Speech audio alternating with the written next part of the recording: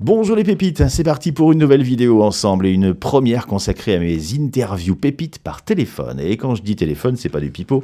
Voici la bête avec laquelle je vais vous appeler un téléphone vintage années 80. Il est beau, hein, et en plus il a une vraie sonnerie comme dans les vieilles séries américaines. On verra ça plus tard. Pour l'instant, on arrive dans la période des fêtes de Noël et vous allez sûrement jouer en famille ou entre amis à des jeux de société. Alors justement, comme c'est un hit de la hotte du Père Noël, je me suis dit que ce serait bien d'interviewer quelqu'un qui fabrique des jeux, et moi je suis tombé sur un jeu qui m'a vraiment beaucoup amusé, beaucoup passionné. C'est un jeu qui s'appelle le jeu de la Vendée. On en parle dans un tout petit instant, juste après le générique.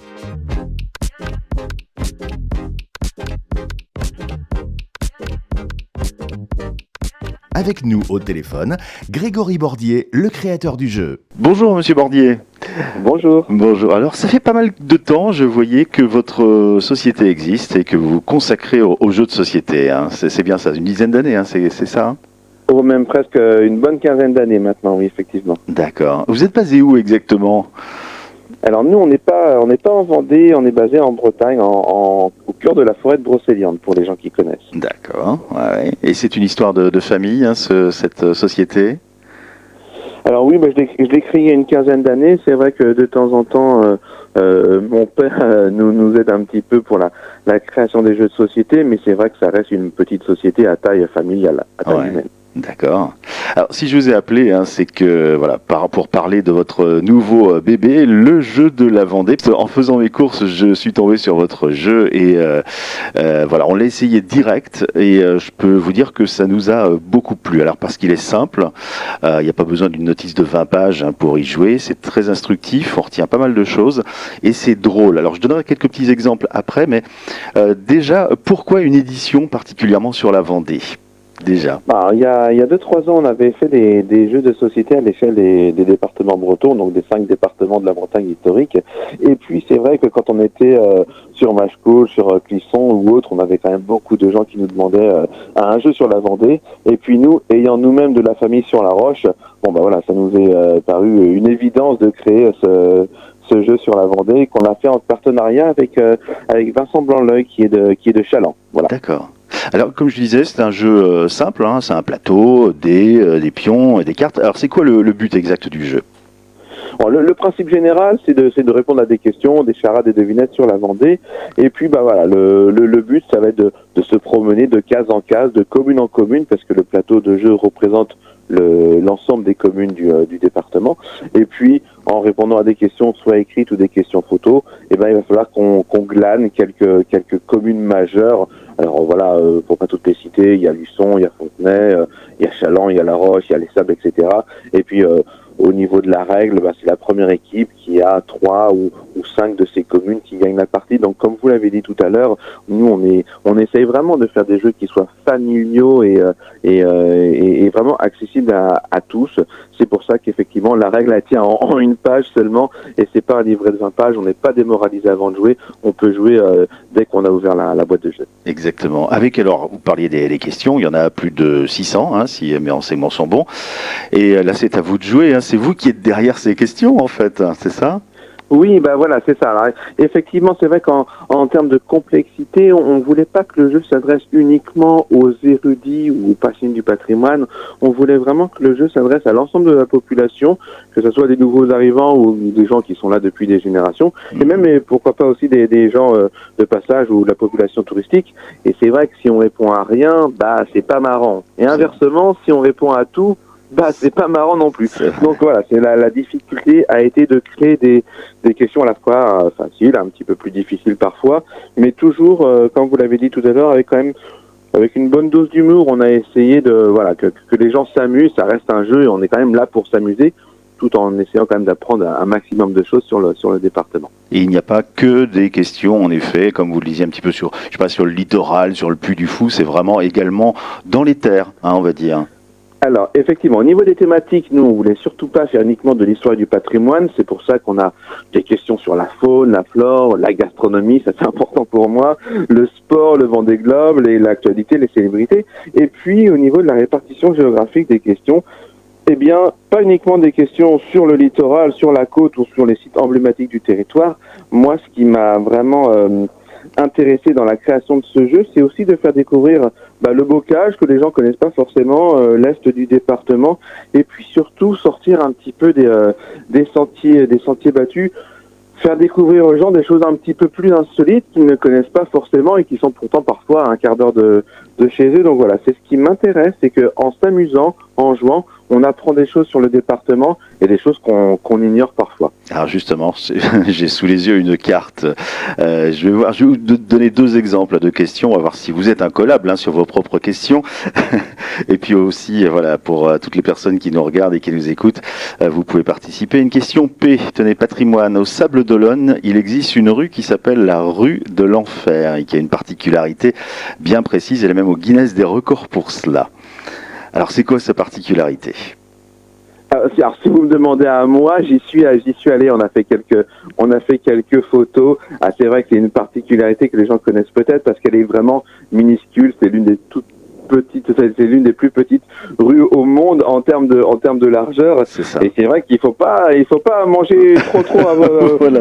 À l'approche des fêtes pour pouvoir passer dans cette petite rue effectivement qui se trouve au Sable et que les gens peut-être des Sables connaissent, mais peut-être que les gens de Pouzeau, de Chantonnay ou des Herbiers ne connaissent pas forcément, et je les invite vraiment, indépendamment du Remblai et de la côte au Sable, il y a cette petite rue qui mérite d'être découverte. Exactement. J'ai une question histoire pour terminer. Question H. Qu'est-ce qui arrive à La Roche-sur-Yon le 24 décembre 1866? Le chemin de fer, l'électricité ou Michel Drucker? Et là, on reconnaît un petit peu vos questions avec votre point d'humour. Voilà, on a essayé, voilà. Michel, si tu nous écoutes. Vos abonnés, les gens qui écouteront cette interview, verront bien qu'effectivement, on essaye à chaque fois quand même parfois de mettre des propositions assez amusantes. Alors par contre, la réponse n'est pas Michel Drucker. Mais c'est vrai que voilà, il y a des questions simples, des questions un petit peu plus difficiles, et puis parfois une petite dose d'humour parce que, comme je vous le disais, ça reste un jeu avant tout. Et moi, ce qui me plaît, c'est quand les petits-enfants, les parents, les grands-parents, voire même les arrière-grands-parents se mettent autour de la table. On peut jouer par équipe, on ne l'a pas précisé tout à l'heure, mais c'est vrai que on peut jouer par équipe, et tous ces ingrédients font que la partie se veut vraiment conviviale et agréable. Et familiale, on disait de 7 à 77 ans, comme on dit la formule. De 7 à 97, je crois que j'ai précisé sur la Voilà, le tout c'est d'avoir des bons réflexes parce qu'il y a des questions en rapidité. C'est une très bonne idée pour les fêtes, bien sûr, pour jouer en famille. Et on peut se le procurer, mais s'il en reste, parce que ça s'est très très bien vendu.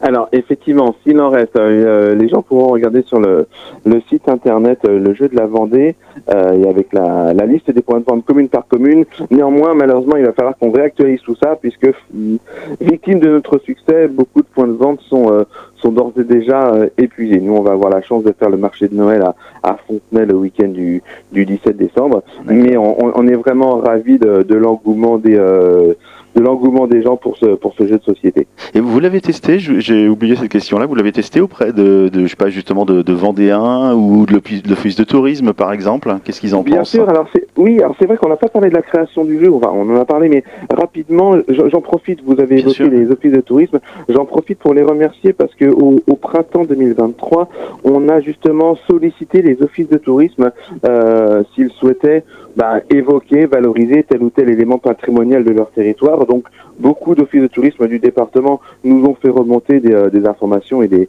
thématiques sur lesquelles ils voulaient communiquer. Ouais. Et puis j'en profite également pour également rappeler que toujours au printemps de cette année, on avait demandé aux Vendéens via les réseaux sociaux de nous proposer quelques questions, et certaines ont été intégrées dans le jeu. Donc voilà, c'était un jeu qui se voulait participatif. On a essayé de fédérer le maximum de personnes autour de la création de ce jeu. Et puis, pour répondre à votre question, bien sûr, oui, on l'a fait tester, que la partie ne dure ni trop, que ça soit pas trop long et que ça soit pas trop court non plus. Donc voilà, on a fait plusieurs essais avec des familles de Vendée, des petits, des parents, des grands-parents, et ce qu'il en ressort, c'est que une partie, alors généralement, voilà, elle dure 30-35 minutes. Faut pas que ça dure trop longtemps non plus. Et puis, sur la règle du jeu, de toute façon, on a précisé que les gens pouvaient également adapter leur partie en fonction du temps qu'ils avaient accordé au jeu. Voilà, avec les questions juniors. Hein. Oui, c'était important pour nous d'associer les petits parce qu'ils apprennent pas forcément la géographie ou le patrimoine ou l'histoire de la Vendée à l'école. Et une question toute simple, hein, c'est vrai qu'en géographie, si on leur demande de situer La Roche par rapport au Sable ou par rapport à Chaland, est-ce que c'est au sud, au nord, à l'ouest, à l'est, ils sont un petit peu perdus. Donc c'était important pour nous de faire des questions, allez, on va dire pour la tranche d'âge de 7-14 ans, et que l'ensemble de la famille puisse jouer au sein d'une seule et même partie. Petits enfants dans la même équipe que les grands-parents, pourquoi pas, contre les parents, mais c'est important pour nous que les enfants puissent se réapproprier leur propre espace, leur propre environnement, disons. D'accord. Donc on vous retrouve, vous le disiez, à Fontenay, c'est le week-end prochain, c'est ça? Fontenay, le week-end prochain. Je me suis gardé une centaine de boîtes pour moi, voilà, vendredi soir, samedi, dimanche. Super. Et allez, peut-être un scoop, d'autres jeux en préparation? Pour l'instant, non. Très honnêtement, si vous me demandez ce que je vais faire au 1er janvier 2024, probablement souffler déjà dans un premier temps. Mais effectivement, comme on crée entre 3 et 5 jeux par an, il va bien y avoir des idées qui vont germer dès le mois de janvier. Sûrement. En attendant, procurez-vous le jeu sur la Vendée. Vous pensez tout connaître de votre département, ce jeu est pour vous. J'adore cette formule. Hein. Vous pensez à ne rien connaître, ce jeu est pour vous. Vous voulez rire en famille, ce jeu est également pour vous. Merci beaucoup pour cette interview. À très bientôt. À bientôt, un grand merci. Au revoir. Bah voilà, je crois que vous savez tout sur ce jeu, le jeu de la Vendée. Merci à Grégory Bordier pour ses réponses. Si vous avez aimé cette vidéo, vous n'hésitez pas à vous liker, commenter, partager, comme d'habitude. C'est à vous de jouer. Retrouvez les pépites de pâtes sur YouTube et autres plateformes de streaming.